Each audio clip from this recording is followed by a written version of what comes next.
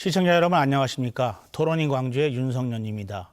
제1야당인 새정치민주연합의 내용이 극단으로 치닫고 있습니다. 당 지지율이 바닥으로 떨어지자 문재인 대표의 사퇴를 요구하는 목소리도 커지고 있습니다. 문 대표는 수습책으로 안철수 전 대표와 박원순 서울시장이 공동으로 지도부 구성을 제안했습니다. 새정치민주연합은 현재의 위기를 극복할 수 있을지, 있다면 그 방안은 무엇인지 오늘 집중 토론해 보도록 하겠습니다. 오늘 토론인 강주에 함께해 주실 패널 분들을 소개해 올리겠습니다. 먼저 김동철 새정치민주연합 의원님 자리하셨습니다. 네, 안녕하세요. 네. 김만음 한국정치아카데미 원장님 나오셨습니다. 네, 안녕하십니까. 네, 오랜만입니다. 네. 조종관 전남대학교 정치외교학과 교수님 나오셨습니다. 안녕하십니까. 네, 준비된 화면을 보시고 본격적인 토론 이어가도록 하겠습니다. 문재인 대표의 리더십을 둘러싼 새정치민주연합의 내홍이 극한 상황으로 치닫고 있습니다. 올해 치러진 두 차례 재보선에서 연이어 참패를 기록하자 문 대표의 사퇴를 요구하는 목소리가 당 안팎에서 커지고 있습니다. 급기야 호남 지역 국회의원들도 지난 26일 회동을 갖고 문재인 대표 체제로는 호남의 민심을 회복할 수 없다며 문 대표를 강하게 성토했습니다. 이제 새정치민주연합 안 된다. 문재인 대표 가지고 안 된다. 그러니까 어떤 결단을 내려봐라. 이것이 저는 민심이라고 생각합니다. 새정치연합을 탈당한 천정배 의원과 박주선 의원 등의 신당 창당도 속도를 내고 있습니다. 신당파 의원들 역시 야당의 패배와 분열의 책임을 문 대표에게 돌렸습니다. 책임지는 모습, 이선 퇴진, 물러나는 모습이 전제돼야 한다고 생각합니다. 그 다음부터 무슨 다른 야권의 재구성이 생각될 수 있습니다. 당 안팎의 사퇴 요구에 직면한 문재인 대표는 지난 18일 광주를 방문해 안철수 전 대표와 박원순 서울시장에게 공동 지도부를 구성하자고 제안했습니다. 세 명이 함께 이렇게 노력해 나간다면 우리가 국민들의 신뢰를 우리가 회복하는 데나 또 우리 또 호남에서 또 지지를 받는 그런 일에도 문 대표가 위기 수습책을 내놓은 문안박 연대를 놓고도 당내 계파와 이해관계에 따라 찬반이 엇갈리고 있습니다. 문안박 연대는 당의 내홍을 추스릴 수 있는 대안이 될지, 안 전 대표가 제안을 거부할 경우 문재인 대표 체제와 새정치연합의 앞날은 어떻게 될지 내년 총선을 앞둔 야권의 형세가 복잡해지고 있습니다. 예, 김동철 의원님. 네. 이번에 축하드릴 일이 있습니다. 네. 국회 국토교통위원회 위원장 예, 지내셨죠? 감사합니다. 예. 지역 현안 문제에 굉장히 또 고심이 많으시겠습니다. 어떻게?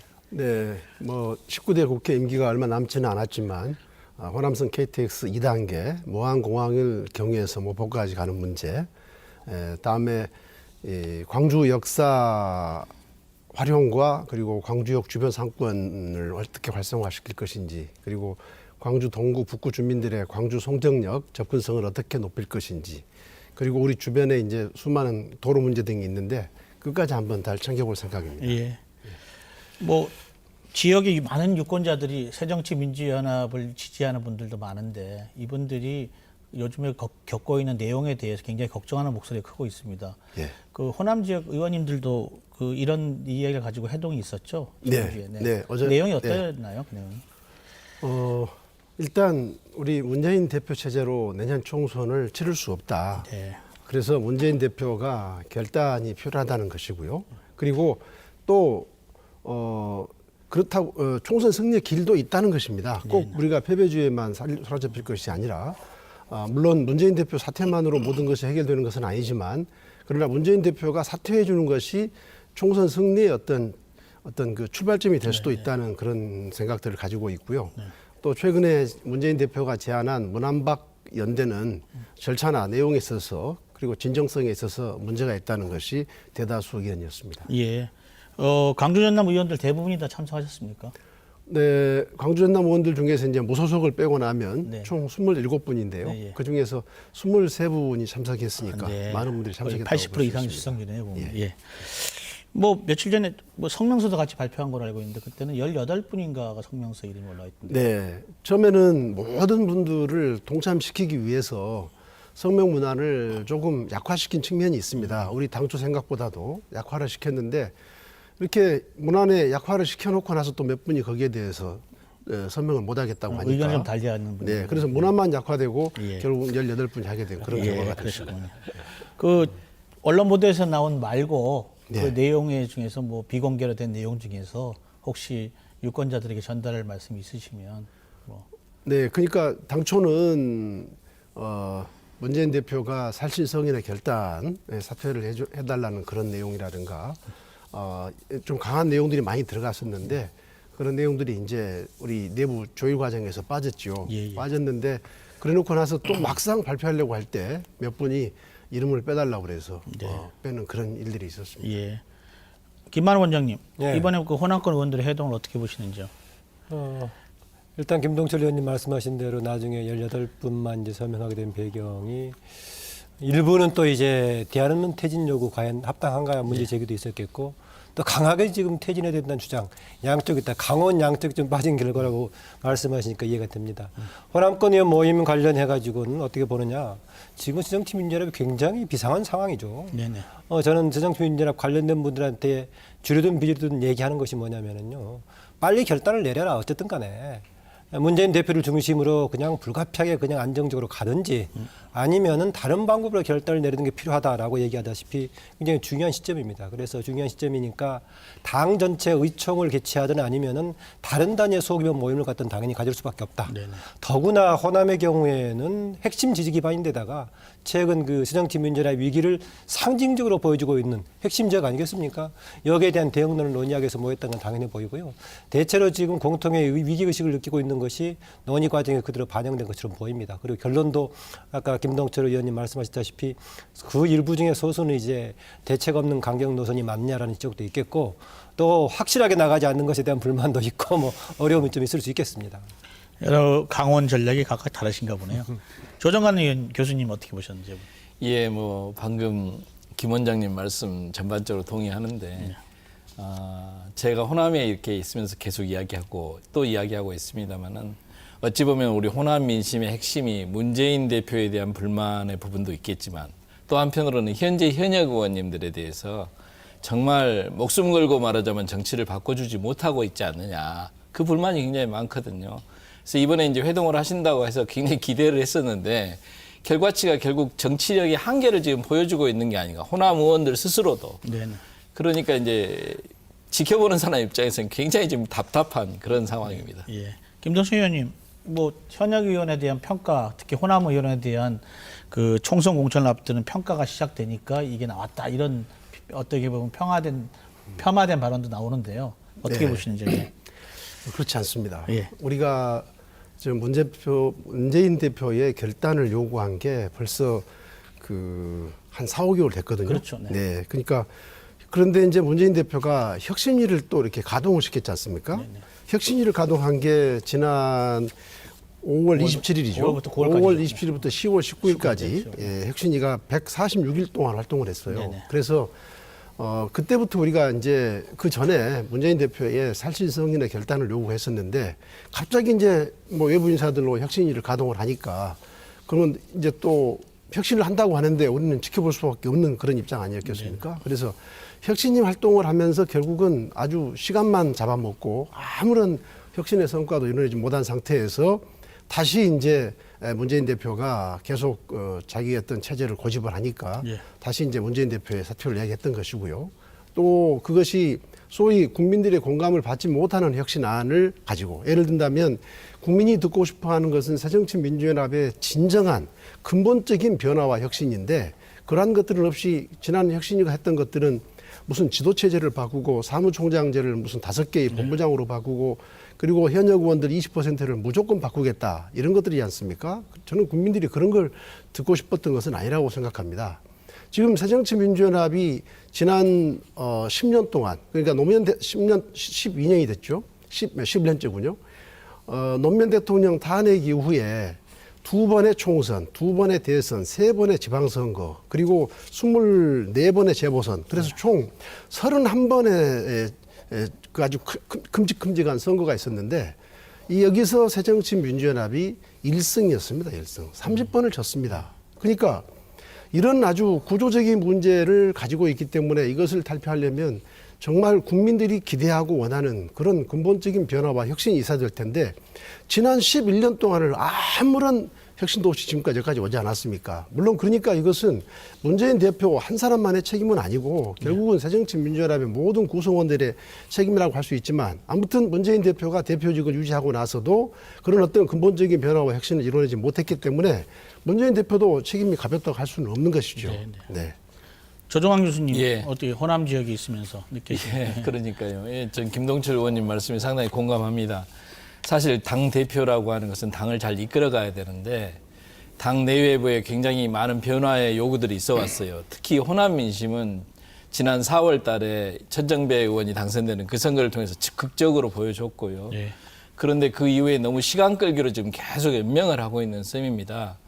그래서 제가 생각할 때는 근데 저는 좀 안타까운 것이 우리 호남 의원들께서도 어떤 면에서는 자신들의 의원직을 사수하겠다는 그런 생각이 또 일부 있으셔가지고 있겠죠. 네네. 예, 모두 다는 아니시겠지만 그러니까 그런 결국은 권력을 나눠 먹느냐 뭐 이런 식의 어떤 게임들 그런 게임들이 지리하게 전개되면서 동력을 자꾸 잃고 있거든요. 당 변화 동력이. 그런데 이제는 이제 더 이상 미룰 수 없는 상태에 왔어요. 특히 지난번 10월에 재보선에서 서울 지역에서 호남 유권자들이 투표를 하러 안 나와버리니까 당연히 새누리당이 이기게 되죠. 이런 상황이 되니까 이제는 반드시 바꿔야 하는데 문제는 바로 이 대목에서도 또 이제 문재인 대표께서 문안박 연대라는 참 이번에 저는 그 제안을 보고 좀 굉장히 당황스러웠습니다만은 그런 걸 내세우면서 또 시간을 끌고 계시는 거죠.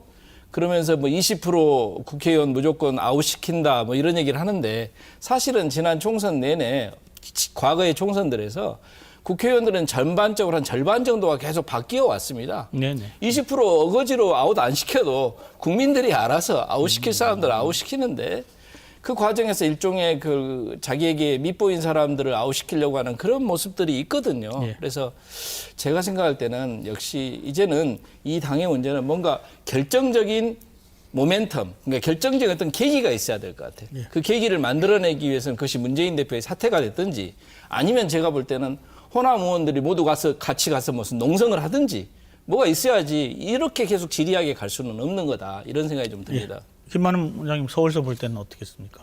아까 그 이제 현역 의원들에 대한 심사가 시작되니까 이것을 피하려고 하는 거 아니냐라는 데 관련해서 두 가지 말씀드리고 싶습니다. 하나는 저는 이제 컷오프 문제가 경우에 따라서는 당권을 가진 자들이 자의적으로 이용할 소지가 있다는 걸 충분히 이해를 합니다. 그렇지만은 계속 현역 의원들의 기득권 문제가 제기됐기 때문에 저는 이 문제 자체를 비판하기보다는 당 대표 리더십에 대한 신뢰가 전제됐을 때 그것이 가능하다는 쪽으로 방향을 그렇게 저쪽을 맞췄으면은 그 부분을 얘기하지 않고 컷오프 제도 자체가 문제가 있는 것처럼 이야기하니까 혹시 본인이 걸릴지 모르니까 피한다라는 인상이 있단 말이죠. 그래서 이것보다는 리더십에 대한 신뢰를 강조하는 좀 방안이 됐으면 생각이 들고 싶고요. 또 하나 이제 늘 이야기하면은 역시 본인이 탈락할지 모르니까 기득권을 지키려고 한다는 것인데 저는 특히 비주류라든가 문재인 대표의 리더십에 대해서 문제를 삼는 비주류들, 특히 호남 의원들의 경우에 저는 앞으로 나올 걸로 봅니다만은 이게 내가 제공천을 받기 위해서가 아니다. 당의 혁신을 위해서고 뭔가 호남에 부합하는 새로운 정당의 활력을 위해서라는 걸 보여주기 위해서는요.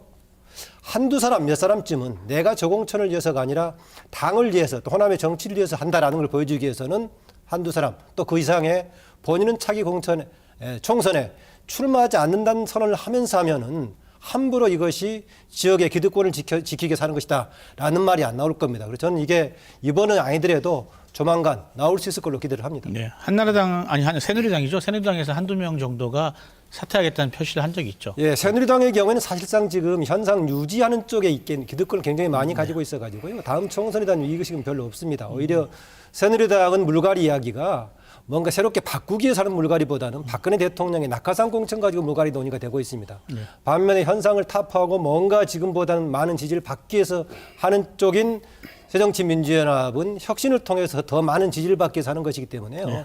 이 문제에 대한 논의가 좀 그쪽으로 연관시켜서 한다면은 뭔가 그냥 내가 다시 한번 재공천 받기 위해서 그 활력을 모색하기 위해서 현재 당 구조로는 안 되니까 한다라는 그런 것에 대한 빌미를 주지 않기 위해서는 분명하게 어느 시점에선가 자기 현실 노력도 같이 동반했을 때 더 설득력을 가질 거다라고 봅니다. 예, 김동철 의원님 어떻게 생각하시는지? 제가 아까 이제 뭐 현역 의원 재평가를 앞두고 그런 말들이 이제 나왔으니까요. 제가 따로 문재인 대표에게 면담 요청을 해서 2번을 만났습니다. 네네. 물론 저 혼자 만난 경우도 있고 몇 분의 의원들과 같이 만난 것도 있습니다. 그래서 그때 분명히 이야기했습니다. 지금 이렇게 호남을 비롯해서 전국의 민심이 대표에 대한 민심이 너무 좋지 않다. 그러니까 꼭 책임을 지고 사퇴하라는 것보다는 지도자라고 하는 것은 책임이 없는 경우에도 국면을 정말 바꾸기 전환시키기 위해서 살신성인의 결단을 내릴 수 있는 거라고 본다. 그러니까 문재인 대표가 좀 그렇게 해달라고 그랬더니 뭐라고 딱 답변을 하시냐면 호남 민심이 악화된 게 왜 내 책임이냐. 그것은 나도 조금 있을지 모르지만은 호남 국회의원들이 또 잘못한 게 많아서 그런 게 아니냐. 이렇게 반문을 하셨어요. 그래서 이제 저희들이 아니 그렇다면 호남 의원들이 호남 지역에서 지역 여론이 안 좋다면 그거야말로 무슨 혁신 무슨 평가회를 만들어 가지고 인위적으로 할 필요 없이 호남 민심 안 좋은 의원들은 지역에서 당연히 다 도태될 텐데 왜 그렇게 인위적으로 그런 것을 하려고 하느냐. 그러나 이런 이야기를 우리가 강조하면 꼭 우리들의 무슨 내년 총선 문제를 가지고 한 것 같으니까 이런 이야기를 길게 못 한다. 항상 우리가 꼭 이런 것을 길게 이야기하면 꼭 우리는 자신의 문제로 돌아가기 때문에요.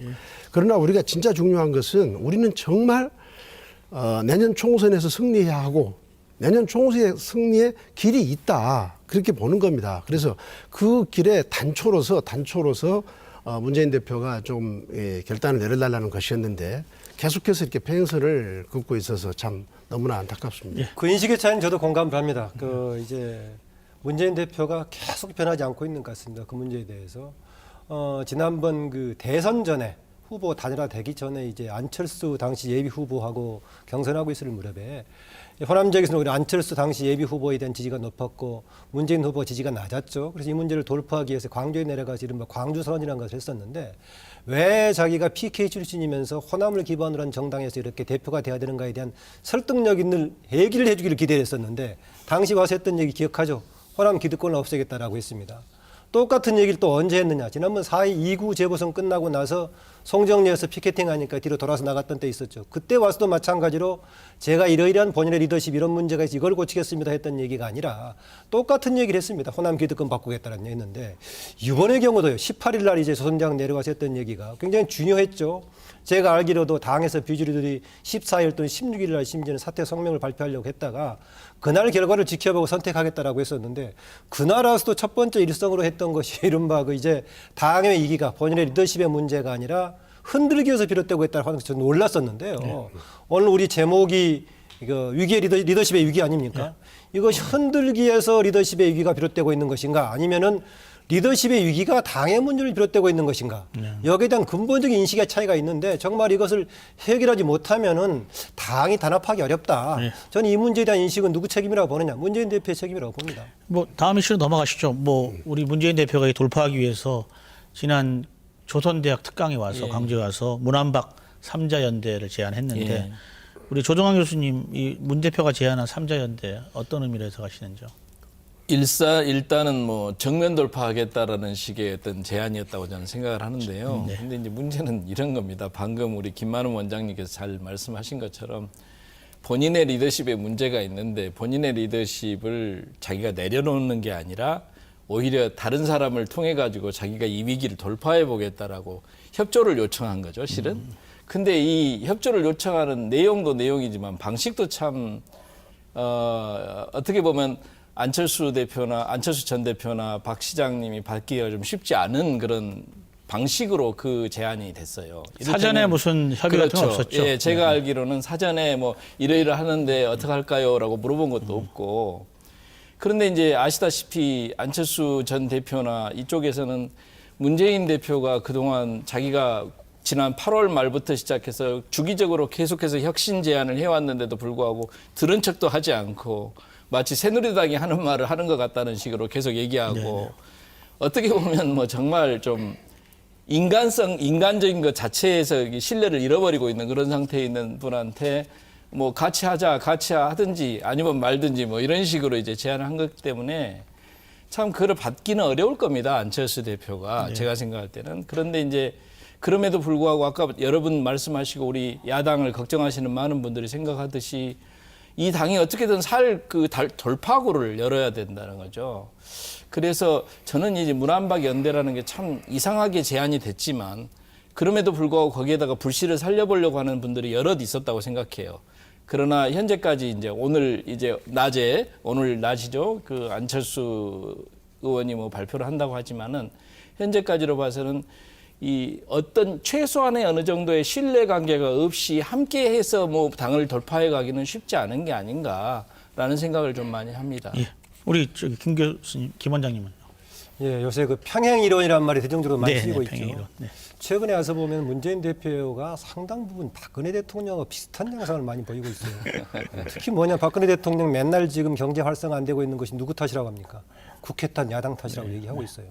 지금 당의 문제도 비주류가 흔들기라고 계속 얘기하고 있는 거 보면 참 똑같아요. 문제를 본인을 돌아보면 문제가 해결될 것 같은데 과거의 문재인 대표의 장점은 정치적인 감각이라든가 이쪽 분야에 대한 미숙함이 있다고 하더라도 인간적인 뭔가 신뢰 같은 게 있었는데 최근에 와서는 그런 문제까지 벌이고 있어가지고 참 갑갑해 보입니다. 네네. 아까 문안박 제안 관련해서는요. 이미 밖에서 지금 논평이 되기 전에 당에서도 이 부분이 정리가 상당히 됐습니다. 예컨대 중도적인 입장에서 지금 통합행동을 같이 참여하고 있는 민병도 당의 지금 연구원장의 경우도 네네네. 문안박이란 것은 성립이 되지 않는다. 일단 박원순 현 서울시장의 경우 여러 가지 제약이 있고 지난번 이제 18일 날 다음 날 19일 날 서울에 올라가서 문재인 대표가 박원순 시장을 만나 제안을 했죠. 박원순 시장이 물론 응답을 했습니다. 법률의 범위 내에 적극적으로 협조하겠다라고 했는데 인사처리해서 그냥 받아들인 거고요. 선거 국면에서 갔을 때 선대위에 가세하지 않는 것 빼놓고 협력할 게 뭐가 있겠습니까? 라는 얘기고요. 저는 일단 용어부터 적절치 않다고 봅니다. 문안박 연대라고 얘기하는데 당 밖에 있는 다른 정당들과의 공동정선을 모색한다면 연대가 되겠지만은 당 내부에 있는 사람들은 무슨 연대라는 표현을 씁니까? 같이 협력하는 거고요. 이 과정이고 그다음에 선거를 앞두고 연대한다고 했을 경우에 인정한다고 하더래 저는 이제 문안박은 성립이 안 되고 문안은 성립할 수 있다고 보는데 그럼 안철수 의원 가서 뭐 하겠습니까? 선거를 앞두고. 구체적으로 우리가 지금 지도력을 발휘한다고 했을 때는 구체화시키면 되게 이제 작은 문제하고 인사 문제가 되겠는데 작은 문제는 그대로 진행이 되는 것이고 인사 문제죠. 지금 선거 앞두고 인사 문제 새로 할 게 있습니까? 공천 관련된 문제입니다. 그렇죠. 그러면 이제 가장 또 조선대학에 와서 비판했던 것이 공천 나눠먹게 하는 것은 옛날 정치다. 과거 말로 구태 정치다라고 얘기했었는데 결국 할 수 있는 것이 안철수 의원과 더불어서 공천을 상의한다는 문제밖에 안 되는데 이것은 성립이 안 되는 얘기죠. 본인 스스로 말을 부인하는 것이 되기 때문에요. 그래서 만약에 안철수 의원이 오늘 낮에 발표했을 때 저는 이런 선택은 가능할 것이다. 그냥 협조한다는 적극적으로 협조할 것도 없기 때문에 그냥 받아들이지만 아무 할 것도 없다. 라고 나오든가 아니면은 적극적으로 반박하든가 이런 나올 것이고요.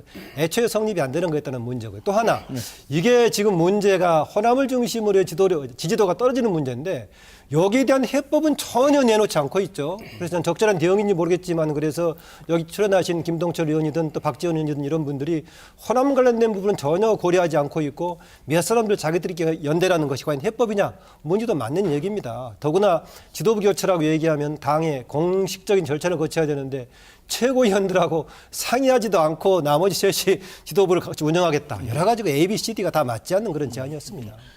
뭐 이 방송이 끝나고 아마 낮에 안철수 전 대표가 아마 대답을 할 것 같은데요. 예. 조 교수님 어떻게 예상하시는지? 글쎄요, 저도 김만훈 원장님 생각하고 좀 비슷합니다만은 그런데 이제 또 어떤 면에서는 그동안 계속 몇 차례에 걸쳐서 혁신을 하자, 당을 바꾸자라고 계속 제안을 해왔었기 때문에 그거를 할 수 있는 어떤 구체적인 방법을 본인도 안철수 전 대표도 뭔가를 내놓고 싶은 마음이 좀 있지 않을까라는 생각이 듭니다. 그런데 현재 상황에서는 문재인 대표가 꽉 붙잡고 있는 상황에서는 안 되는 거고요. 두 번째는 문재인 대표에 대한 신뢰가 확보되지 않은 상태에서 문안연대라는 것은 좀 어려운 것 같고요. 네네. 특히나 과거에 김한길 안철수 체제에서도 제가 나중에 듣기로는 안철수 전 대표 얘기는 김한길 안철수 대표 공동대표 체제 해봤는데 정말 아니더라. 서로 간에 책임을 서로 넘기는 방식이 돼버리더라. 뭐 이런 얘기들을 많이 했었습니다. 그래서 그렇게 될 것 같지는 않습니다.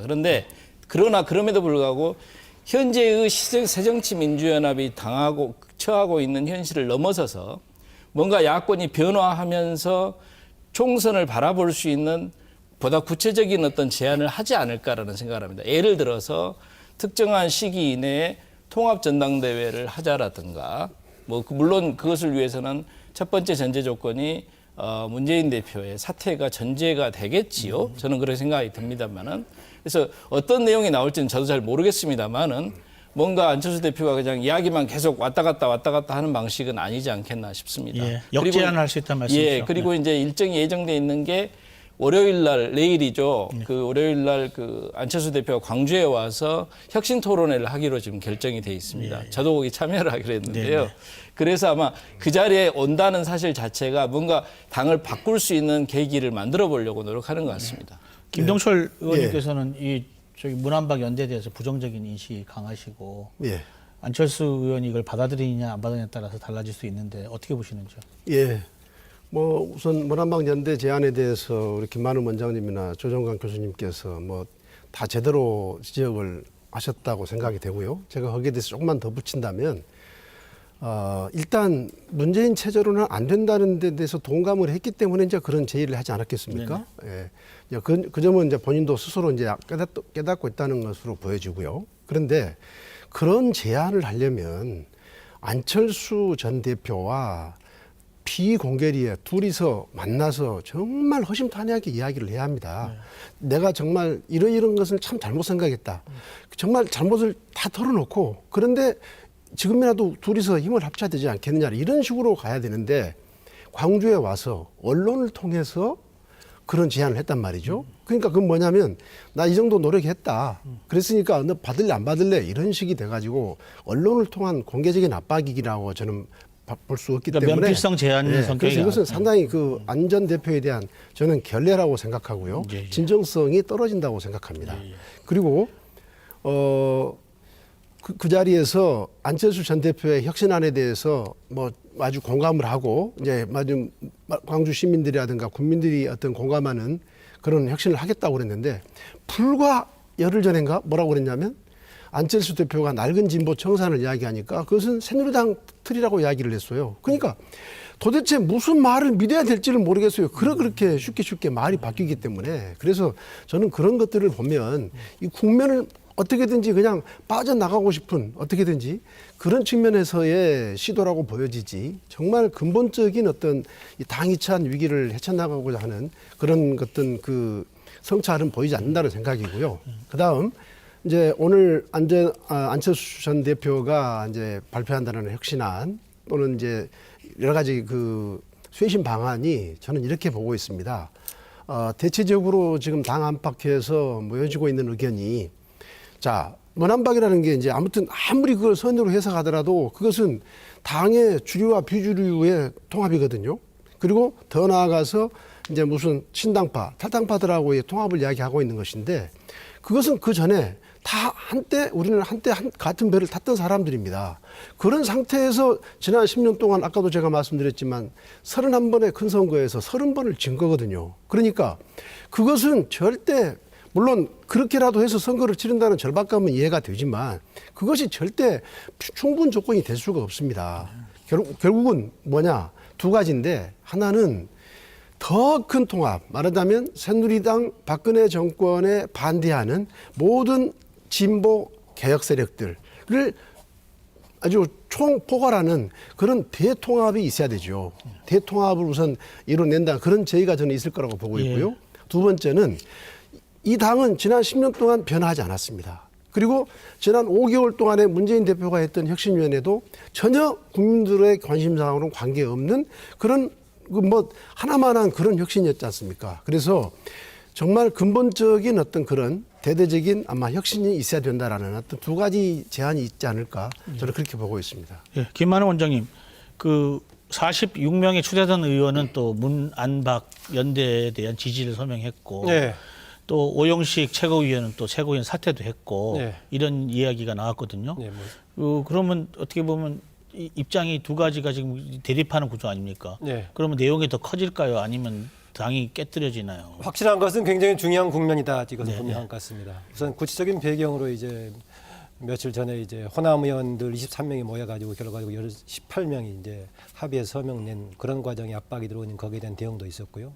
바로 지금 오늘 낮에 앞두고 있는 안철수 의원의 선택도 굉장히 중요할 겁니다. 거기에 대한 압박이라고 봐집니다. 지금 46명인가요? 48명인가요? 46명입니다. 여기에 대한 이제 한데 제가 그분 수가 굉장히 많은 거죠. 수가 굉장히 많은데 127명, 7명 되는 새정치민주연합 상황에 비춰본다면 다수는 되지 못하고 있다. 왜 제가 다수가 아니라고 보냐면요.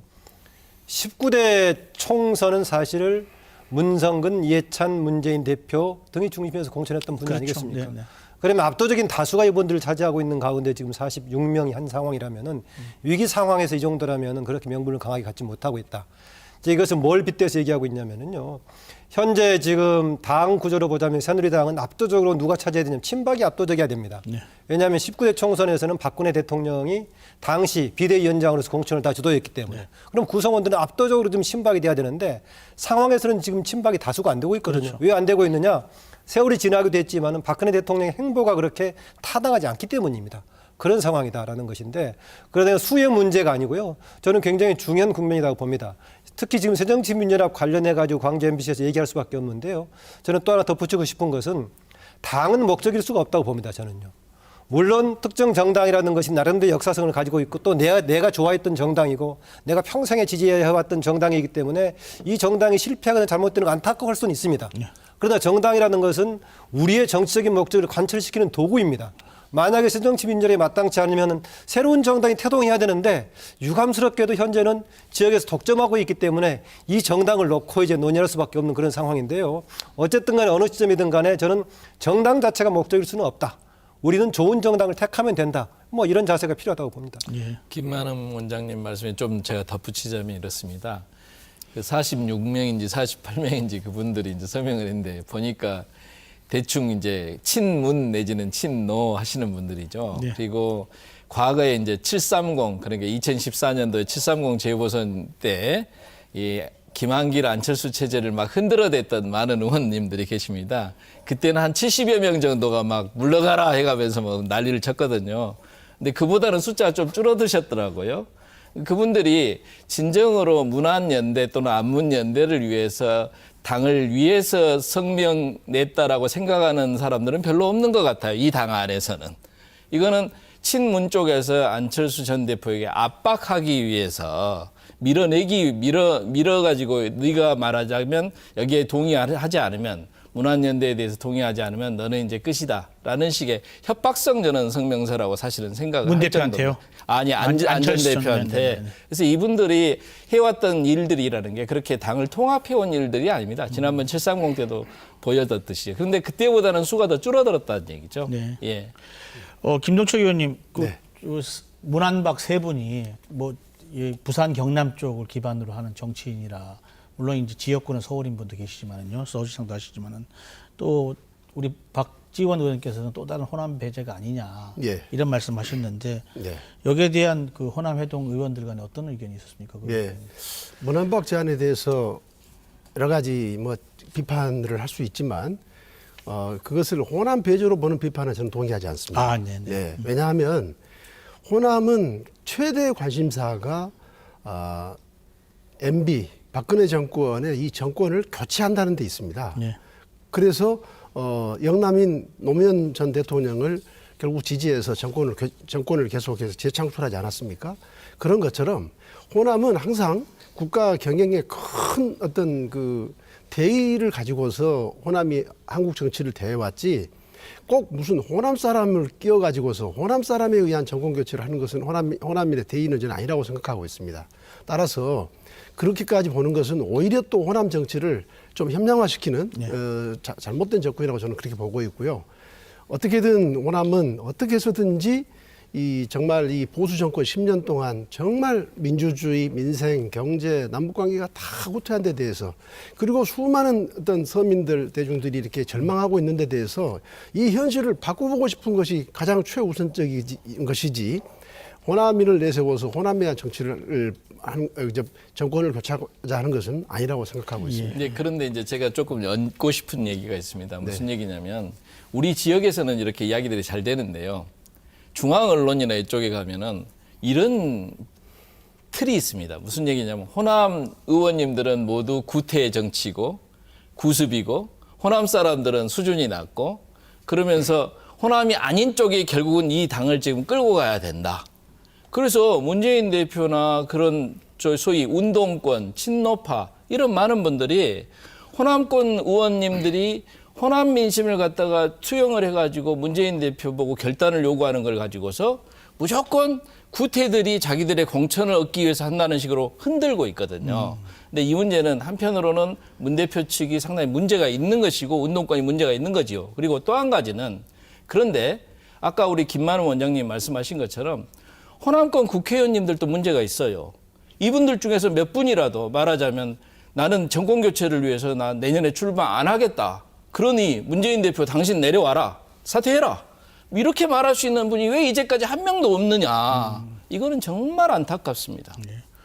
그러면 김만우 원장님 이번 혁신 공천안이 그 뭐 호남 죽이기에 뭐 이런 정조준했다 이런 이야기도 나오는데 거기에는 동의하지 않으시죠? 그 호남 죽이기까지가 되겠습니까? 예. 그런데 뭐 일부에서 우려할 수는 있겠습니다. 왜냐하면은 만약에 문재인 대표 체제에 대해서 적극적으로 비판, 또 그쪽에서 보기에는 비난이라고 하겠죠. 네네. 해왔던 사람에 대해서는 부정으로 볼 여지가 있기 때문에 하는 것인데 그쪽은 아닙니다. 대신 저는 이제 왜 전부 또 새로 뭔가 공동 지도부를 구성한다고 하는데 다 비호남 또는 다 PK로 다 구성이 되느냐라는 문제는 충분히 뭐 제기할 수 있다고 봅니다. 이것을 이제 호남 배제까지 적극적으로 얘기할 필요는 없지만은요. 왜 그러냐면은요.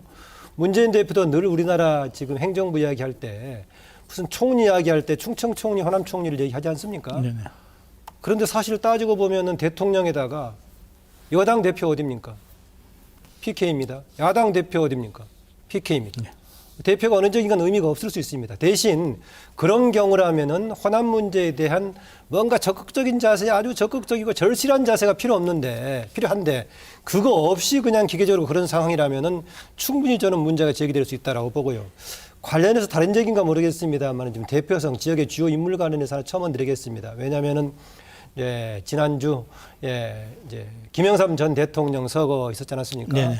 관련해가지고 정말 우리나라의 정치권의 최고의 정점에 서 있는 사람들은 보니까 김영삼 대통령과 더불어서 정치 활동을 했거나 그 문화생인 사람들이 대부분이더라. 많다. 라는 이 공통적으로 지적이 됐습니다. 이것을 두고 많은 언론들이 김영삼 대통령의 용인술에 대한 적극적인 칭찬이 있었습니다. 굉장히 중요한 부분이기도 합니다.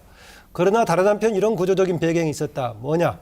저는 그동안에 우리나라의 정치 엘리트 세 축을 보자면은 과거의 군부 정권에서 컸던 사람들, 다른 한쪽은 이제 김영삼, 이른바 상도동 계열로 왔던 사람들, 다른 한쪽은 동교동 DJ와 더불어 네. 동교동에 왔던 사람들입니다. 군부 정권에서 그 후속 세대는 이미 세월이 지나가가지고 다 없어져 버렸습니다. 남은 주 두요 세력이 이른바 YS 계열하고 김대중 계열입니다. 그런데 상대적으로 아시겠지만은 DJ 계열은 참여정부를 거치면서 3분의 2가량이 본인이 도태가 되었던 퇴출당했던 간에 없어졌습니다. 네. 그리고 또 하나 이제 아까 조정관 교수가 잘 지적했지만은 그나마 가능성에 싹을 틔울 수 있는 기회가 중앙 무대에서 당의 대표라든가 차기 대권 주자의 가능성으로 자주 거론이 되기 시작하면 그 계기를 통해서 중요 인물로 부상합니다. 그런데 기본적으로 호남 출신들의 경우에는 장래 대권 가능성에서 여론조사 풀이도 들어가지 않습니다. 네. 크게 얘기하면 이게 지역감정 구도가 같이 맞물려 있습니다. 그러다 보니까 구 군부 정권 세력은 청산되고 이제 이미 물러가 버린 상태니까 결과적으로 남은 세력은 김영삼 전 대통령을 중심으로 한 세력이 압도적일 수밖에 없는 이런 구조적인 환경도 있었다는 점을 계기로 좀 말씀드리고 싶습니다.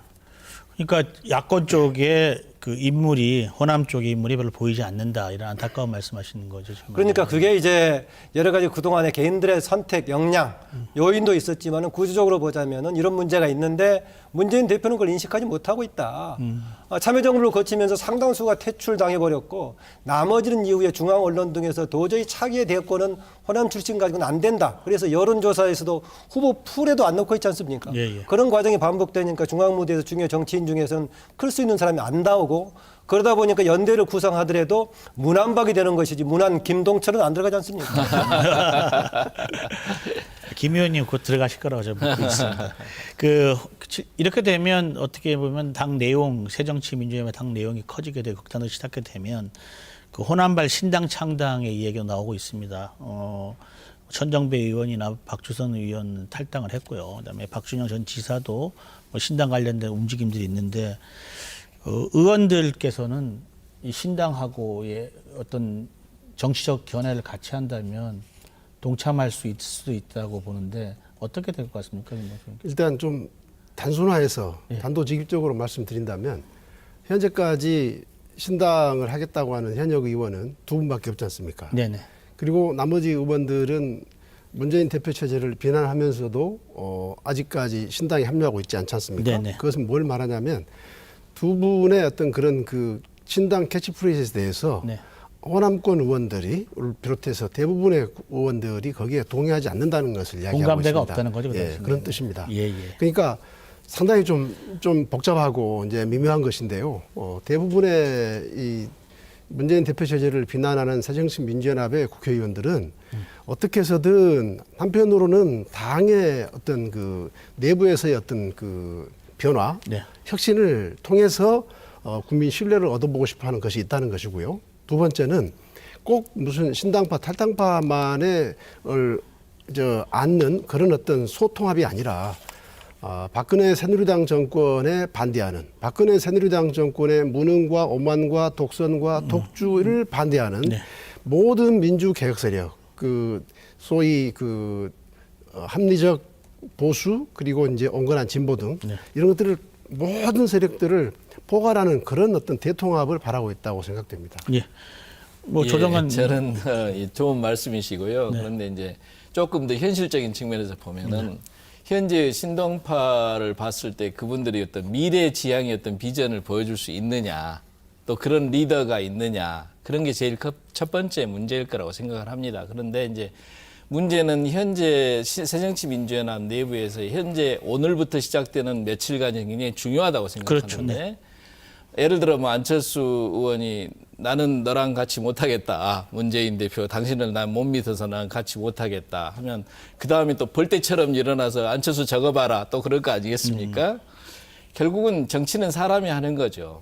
말하자면 사람들이 이 당에 대해서 더 이상 기대할 수가 없겠다라고 생각하면 또 다른 가능성은 언제든지 열려 있다고 생각을 합니다. 현재까지는 이 나라의 대통령을 바라볼 수 있는 중요한 주자가 말하자면 새로운 당을 만들어내거나 할 수 있는 동력이 현재까지는 꽉 차지 못한 거예요. 그런데 우리 호남의 민심은 정말 이 당이 이대로는 안 된다는 건 분명하거든요. 그런데 여기서 변화할 수 있는 계기를 못 찾아낸다면 글쎄요, 저는 뭐 또 다른 가능성이 언제든지 열려 있을 수도 있지 않는가라는 생각을 합니다. 그러니까 두 가지 변수겠죠. 당내 갈등이 수습이 되고 예. 안 될 경우, 그다음 당내가 수습이 안 될 경우에 그 신당 참여 여부의 가능성, 그렇죠. 또 뭐 공천 여부도 관련돼 누구든지 그렇겠죠. 예, 예. 예. 어떻게 보시는지요? 예, 아까 그 조정관 교수께서 신당이 아니라 이제 문재인 대표 체제를 중심으로 혁신을 꾸준하게 하자라 문재인 대표를 지지했던 성명을 냈던 분들 48명이라고 예, 했던가요? 46명이네. 6명 네. 이분들의 경우에는 안철수 의원을 비롯한 또 호남 의원들 서명에 대한 압박이기도 하지만은 본인들의 불안감도 반영이 돼 있다. 네, 네. 왜냐하면 수도권이라든가 다른 지역의 경우에 뭔가 야당이 다자구도로 갔을 경우에는 본인들의 이제 다음 총선이 보장되지 않는 이런 게 있죠. 네. 저는 당 대표의 경우에 큰 틀에서 본인의 행보가 영향을 미칠 수가 있지만은 개별 의원들은 다음 총선에서 본인의 당락이 가장 결정적인 변수가 될 겁니다. 네. 그랬을 때 지금 아주 지금 지지부진하고 있는 신당에 대한 의존하기보다는 그렇더라도 문제가 있더라도 빨리 이것을 안정화시켜야 다음 총선에서 오는 4월 총선에서 뭔가 해볼 수 있기 때문에 그런 소망 속에서 아마 성명에 참여한 사람도 있을 거라는 생각이 들고요. 어쨌든 간에 지금 새로 신당을 하고자 하는 명분이라든가 동력이 그렇게 만족스럽지는 않다. 또 뭔가 대선 후보감 있는 구심점도 그렇게 분명하지 않다. 만약에 저는 그게 있었다면은요. 오히려 있었다면은 진즉 분당이 되지 않았겠는가. 지금이 아니라 사실 그게 없기 때문에 지금까지 오고 있다라고 보고요. 분당 가능성 낮다. 보시는 아닙니다. 지금 말씀하신 김동철 의원이 지적하신 차기 유력 주자가 중심이 돼가지고 새로운 당을 뭔가 만들려고 한다든가 또 하는 사람들의 명분이라든가 또 구성하는 사람들이 뭔가 새로움을 준다든가 이런 요건들이 갖춰졌다면은 가능했다면은 저는 더 일찍 새로운 당이 태동했을 것이다. 네. 사실은 그 이전에 안철수 전에 신당 만들려고 했을 때 그것도 가능했을 것이다. 이제 그게 못했기 때문에 그런데 그런 구도 때문에 오히려 한 번 당권을 잡으면 기득권 유지가 계속됐었는데 그 한계가 워낙 누적되어 오고요. 정말 최근에 몇 번의 보궐선거에서 확인했지 않습니까? 그래서 새로이 태동하려는 세력이 굉장히 미미함에도 불구하고 뭔가 워낙 이쪽에 한계가 있기 때문에 저는 돌출되는 것이 가능성도 있다고 보고 또 하나 저는 경쟁력이 약하다 하더라도 특히 호남권의 경우에는 적어도 수도권은 그 다음 문제고요. 다자구도를 만드는 게 필요하다. 그리고 다자구도에서 새로운 세력이 이기려고 한다면 스스로 미래를 위한 경쟁을 나설 거 아닌가 저는 그렇게 보고 있습니다. 예. 저는 그런 면에서 하는 생각이 뭐냐면 신당을 하는 건 상당히 어려운 일이에요. 다른 무엇보다도 야권 분열이라는 문제 때문에 특히 요즘에 와서 더더군다나 박근혜 대통령이 자꾸 사건을 일으켜가지고 야권이 분열하지 못하게 만드는 측면이 있지 않습니까? 나가면 안 되는 걸로 그런 문제가 있어서 그럴수록 더욱더 이 개혁을 바라시는 분들은 온몸을 바쳐서 당내 투쟁을 하셔야 됩니다. 근데 현재까지는 저는 호남권 유권자 의원님들의 당내 투쟁이 좀 아직 너무 유순하신 것 같다 이런 네. 생각입니다. 시간이 상당히 빨리 지나가네요. 김동철 의원님, 뭐 토론을 마지막 한 30 정도 그동안 못하신 말씀 있으면 네. 해주시죠. 네. 제가 오늘 우리 김만원 원장님하고 조정관 교수님으로부터 왜 호남권 의원 중에서 뭔가 이렇게 딱 뭐 결단을 선언하는 의원이 없냐고 하니까 지금 이 자리에 현역 의원은 저 혼자밖에 없잖아요. 그래서 이거 참 저한테 하시는 말씀인 것 같아가지고 참 아까부터 좀 여러 가지로 불편했습니다. 근데 실제로 제가 그런 생각을 한 적이 여러 번 있었습니다. 여러 번 있었는데 주변에서 많은 분들하고 이제 조언을 구하는 자리에서 아직은 때가 아니라는 그런 말씀들이 있어서 제가 지금 뭐 그렇습니다만은 정말 좋은 거라고 생각합니다. 저라도 한번 그런 것을 해야 되는 것은 아닌가라는 그런 생각도 할 때가 많았고요. 그러나 아무튼 아직도 시간이 없는 것 같지만 또 시간이 있다고 생각하고요. 또 역대 총선을 보면 한 번도 야당이 분열될 것 같으면서도 결국은 진보 정당을 빼고 나서는 이 보수 정당인 새누리당과 야당은 항상 1대1 구도로 선거를 치러왔었거든요. 그러니까 항상 뭐 벼랑 끝에서 또 어떤 그 야권의 어떤 새로운 재편이 일어날 수도 있고 그래서 그런 기대도 합니다만은 아무튼 정말 현재의 새정치민주연합이 아닌 정말 새로운 어떤 국민들에게 그 믿을 수 있는 정당, 새정치민주연합이 결국은 가장 큰 문제가 국민들이 정권을 맡길 수 없는 정당으로서 이렇게 지금 생각하고 있다는 거거든요. 말하자면 양측의 정당으로 생각하고 있다는 것이기 때문에 일단 국민이 귀를 기울일 수 있는 그런 정당으로서 그런 정당이 모태가 돼서 모든 민주개혁 세력을 포괄하는 어떤 그런 정당 체제가 새로운 야당상으로 정립됐으면 하는 그런 생각을 갖고 있습니다. 예. 조정관. 예, 저는 지금 여러 가지 논의들이 많이 있지만 결국은 정치하시는 분들이 국민의 마음을 분명히 받아들여서 겸손하게 내려놓고 희생과 헌신으로 사즉생이라 하지 않았습니까? 꼭 그렇게 하셨으면 좋겠습니다. 네. 우리 김만원 원장님. 예, 지금 여야당 관계하고 새정치민주연합 내부의 주류 비주류 관계가 똑같습니다. 박근혜 대통령에 대한 야당의 문제를 제기함에도 불구하고 힘이 약하기 때문에 먹혀들지 않습니다. 이기려면 소수 입장은 더 치열하고 더 헌신적이어야 됩니다. 마찬가지로 야당 내부에서 호남권 의원들이라든가 비주류는 수적으로 밀려 있습니다. 그런데 명분을 가지고 이기려면 더 총선을 향한 희생과 헌신을 같이 보여줬을 때 지도부 리더십에 대한 비판적인 주장들이 더 설득력을 가질 것이다. 이 말씀을 좀 드리고 싶습니다. 예. 야당의 지지율이 바닥으로 떨어지고 있습니다. 시청자이면서 유권자인 여러분의 선택에 달려 있다고 보겠습니다. 지금 새정치민주연합이 겪고 있는 위기는 또 다른 기회일 수도 있다는 것을 기대하면서 오늘 토론 여기서 마치겠습니다. 대단히 감사합니다.